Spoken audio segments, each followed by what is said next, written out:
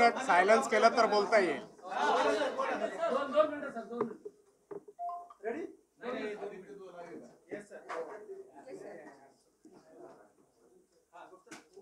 आज रोजी police control रूमला 4 वाजेच्या सुमारास एक माहिती मिळाली की माननीय तानाजी सावंत साहेबांचे मुलगा यांना कोणीतरी घेऊन गेलेले आहे.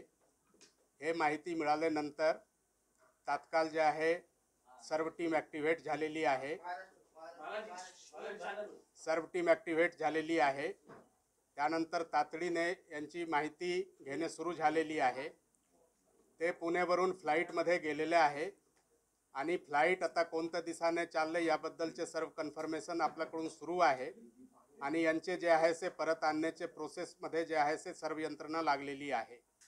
याबद्दल सिंगल रोड पोलीस स्टेशनला एक किडनॅपिंगची FIR दाखल करण्यात आलेली आहे आणि त्या अनुषंगाने जे आहे क्राईम ब्रांचकडे हे तपास जे आहे ते हँडओव्हर करण्यात येत आहे आणि क्राईम ब्रांचचे जे आहे टीम यांच्या तपासमध्ये लागलेले आहे. आता प्राथमिक माहिती हेच आहे आणि यानंतर आता सर्व माहिती जे आहे ते डेव्हलपमेंट होत आहे. एक वेळ फायनल डेव्हलपमेंट काय होतील त्या अनुषंगाने आपल्याला परत जे आहे ते माहिती आम्ही प्रेस ब्रीफिंगच्या द्वारा किंवा प्रेस मीडिया ग्रुपवर हे माहिती देणार आहे. आता जे प्राथमिक माहिती आहे इतकीच माहिती आहे आणि यांच्या अनुषंगाने वेगळे दृष्टिकोनातून वेगळे यंत्रणाकडून प्रयास चालू आहे. आता आमचे जे प्रयास आहे की ते सुखरूप जे आहे ते कसा आपल्याकडे परत येईल त्या अनुषंगाने आमच्यातर्फे सर्व प्रयास जे आहे ते चालू आहे. त्याच्यावर अजून बेपत्ता किंवा किडनॅपिंग असं काहीही नाहीये, कारण त्याचे 2 मित्रच आहेत. असं नवीन किंवा अननोन पर्सन किंवा असं कोणीही त्याच्यामध्ये नाहीये. अजून आम्हालाच नेमकं माहीत नाही की ते असं फोन न करता किंवा माझ्या घरात आतापर्यंत अशी पद्धत नाही.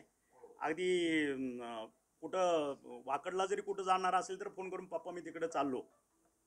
पण इथं ज्यावेळेस आला त्याची गाडी वापरली नाही की दुसऱ्याच गाडीतनं तो इथपर्यंत आले ते 3 जण आणि गेले. त्याच्यामुळं मी कॉशियस झालो की बाबा मला इंटिमेट केलं नाही किंवा माझा जो थोरला मुलगा आहे गिरिराज त्याला इंटिमेट केलं नाही. कम्युनिकेशन कंटिन्युअस असतं. दिवसातनं कमीत कमी 15 ते 20 फोन आमचे एकमेकाला होतात आणि त्याच्यामध्ये फोन आला नाही आणि अचानक हा एअरपोर्टवरती कशाला गेला त्याच्यामुळे मी कॉशियस झालो. म्हणून मी कॅम्पसमध्ये गेलो. कॅम्पसमध्ये सांगितलं की बाबा त्याची स्वतःची गाडी घेतलेली नाही, दुसऱ्याच गाडीने हे 3 जण त्या ठिकाणी गेले. म्हणून मी कॉशियस होऊन इमिजिएट ह्या गोष्टींना साहेबांना फोन केला, CP साहेबांना फोन केला, फडणवीस साहेबांना फोन केला. मी त्याच्यावरती इमर्जन्सी फास्ट ट्रॅकवरती मी त्याच्यावरती गेलो आणि आता कळलं की ते प्रायव्हेट चार्टरनं फ्लाय झालेले आहेत.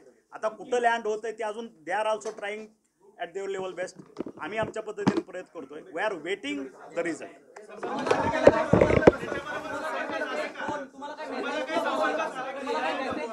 एक करून बोलला तुमच्याशी बोलणं झाले का? आता ते सुखरूप आहेत का? तुमच्याशी बोलणं झालंय?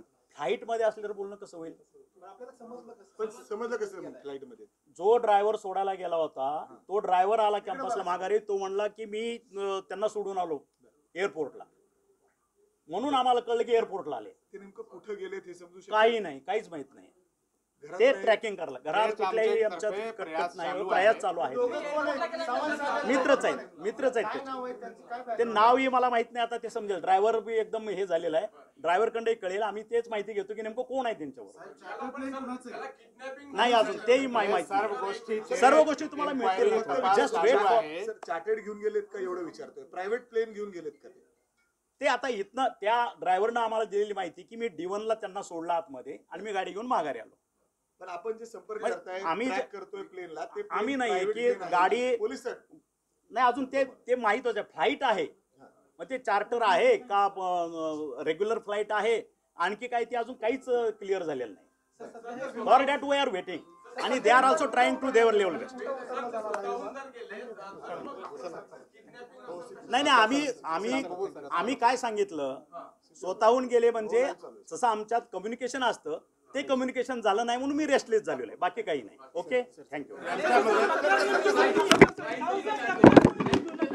लाईट अजून काही माहिती नाही आहे. लँड झाल्यानंतर आपल्याला कळवण्यात येईल.